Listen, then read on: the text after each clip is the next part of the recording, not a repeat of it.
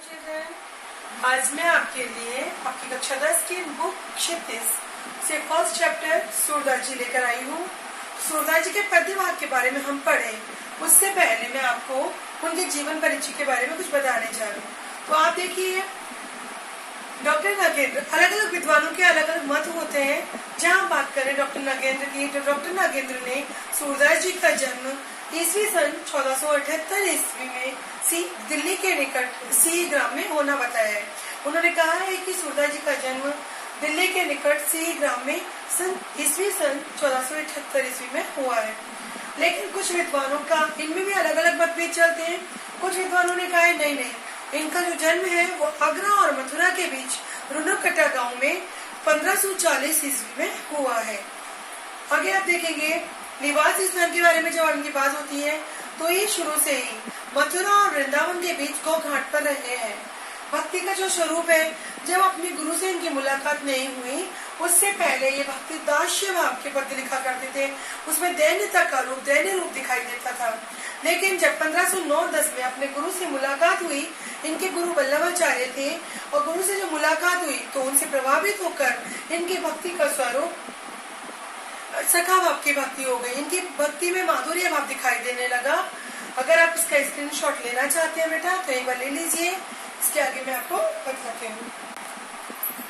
अब देखिए, इनका गुरु से जो मिलन के उपरांत पहले जो भक्ति का स्वरूप था वो ये बहुत दास्य भाव में दैन्य रूप से भगवान के सामने गिड़गिड़ाया करते थे। लेकिन जब 1509-10 में जब अपने गुरु से मुलाकात हो जाती है इनकी, तो गुरु इनसे कहते हैं, सूर होके गिज्ञात काई को हो, कुछ भगवत लीला करो। यानी सूर किसको कहते हैं? वीर को भी सूर कहते हैं। तो सूर होके गिज्ञात यानी गिड़गिड़ाते काहे को हो, सूर होके इतना वीर होके तुम गिड़गिड़ाते क्यों हो? कच्छु भगवत लीला करो, कुछ भगवान की लीला करो। तो जब गुरु जी की जब इनको प्रेरणा मिलती है तो उसके फल स्वरूप, उसके परिणाम स्वरूप इनकी भक्ति का स्वरूप, इनका जो भक्ति का स्वरूप है वो वात्सल्य का हो जाता है। और ये अपने गुरु की, अपने प्रभु की भक्ति माधुर्य भाव से परिपूर्ण रूप में करते हैं। शुक्ल जी कहते हैं कि ये वात्सल्य से इतना भर गए थे उसके बाद में, वात्सल्य और माधुरी से, कि ऐसा लगता है कि सूर वात्सल्य का कोना कोना झांका है। ऐसा लगता है कि सूर ही वात्सल्य और वात्सल्य ही सूर है। यानी कि उन दोनों में, वात्सल्य रस में और सूरदास में कोई डिफरेंस नहीं दिखाई देता। अब उनको इस तरह से अलग अलग कवियों ने, अलग अलग लेखकों ने अलग अलग उपाधियां दी है। कोई कहता है उन्हें वात्सल्य व श्रृंगार रस का सम्राट, कोई कहता है खंजन नयन, कोई कहता है अष्टछाप का जार। अब ये अष्टछाप क्या है अब आपको देख लीजिए, एक बार मैं आपको बता देती हूँ। अष्टछाप, इनके जो गुरु वल्लभाचार्य जी थे, इनके पुत्र थे विठलनाथ।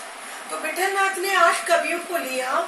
उन 8 कवियों में वो 8 कवि इतने विद्वान थे, इतने प्रकांड विद्वान थे, और वो 24 घंटे भगवान जी के मंदिर में, श्रीनाथ के मंदिर में संकीर्तन करते रहते थे। वो कभी चुप नहीं होते थे। तो उन वात्सल्य रस के जो अष्टछाप का जो कवि है, सबसे पहला सूरदास है, और इनको ये अष्टछाप को आगे ले जाने वाला जहाज कहा जाता है।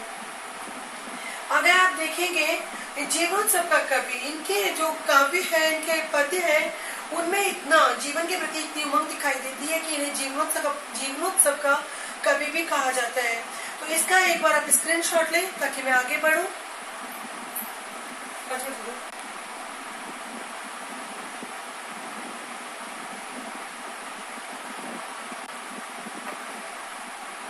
तो आप देखेंगे, आपने पहले पढ़ा, अब आप देखेंगे सूरदास जी के ग्रंथ। सूरदास जी के ग्रंथ पंडित दीनदयाल गुप्त के अनुसार सूरदास जी के ग्रंथों की संख्या 25 है। ऐसे तो बहुत सारे हैं, लेकिन जो इम्पोर्टेंट है वो 25 है। लेकिन उनमें से भी कुछ हमने यहाँ लिखे हैं। देखो, सूर सागर है, सूर सारावली, साहित्य लहरी, सूर साठी, सूर रामायण, व्यालो, नल दमयंती और भ्रमर गीत। जहाँ भ्रमर गीत की बात आती है तो भ्रमर गीत में सूरदास जी भी आते हैं। भ्रमर गीत अगर ऑप्शन में हमारे पास सूरदास नहीं है तो वह कृष्णदास भी आते हैं। लेकिन जब बात हमारे पास भंवर गीत की आ जाती है तो भंवर गीत में आपने नंददास जी इनके कवि हैं। इतना क्लियर, ये ध्यान हो गया। भंवर गीत में फर्स्ट ऑप्शन पे सूरदास है। अगर सूरदास ऑप्शन में नहीं है तो कृष्णदास है, और अगर ऑप्शन में आ जाता है भंवर गीत, तो आपके यहाँ पे लिखना है आपको नंददास। तो शुक्ल जी ने क्या कहा था इनके बारे में के बात्सल्य और श्रृंगार के क्षेत्र में सूरदास ने और कवियों के लिए कुछ छोड़ा ही नहीं। आगे के सारे कवि तो इन्हीं की जूठन का प्रयोग करते हैं, क्योंकि सूरदास जी का ब्रज भाषा पर पूर्ण अधिकार था। अब अलग अलग जहाँ डॉक्टर नागेंद्र ने इनका जन्म 1478 ईस्वी माना है, उनके अकॉर्डिंग इनकी मृत्यु, इनका निधन 1584 ईस्वी में होता है। लेकिन अन्य विद्वान जो कि इनका जन्म 1580 ईस्वी मानते हैं, अन्य विद्वान जो कि इनका जन्म 1540 ईस्वी मानते हैं, उनके अनुसार इनकी जो मृत्यु है, इनका स्वर्गवास है 1620 ईस्वी में पारसोली ग्राम मथुरा में हुआ था। और जब इनकी मृत्यु हुई थी, जब इनका स्वर्गवास हुआ था, तब विठल नाथ ने क्या कहा था, अष्ट छाप को जहाज जात है, जो सो को कुछ लेनो है सोई ले लो। यानी कि अष्ट छाप का जो जहाज है आज वो जा रहा है, देखो जिस किसी को इनके दर्शन करने हैं, इनसे आशीर्वाद लेना है, वो प्राप्त कर सकता है, इसके बाद में वो आपको नहीं दिखेगा। तो आज मैंने आपको सूरदास जी का जीवन परिचय बताया है। कल मैं आपको सूरदास जी के पद्य, 4 पद्य है हमारे। एक में राधा और कृष्ण की वार्तालाप है।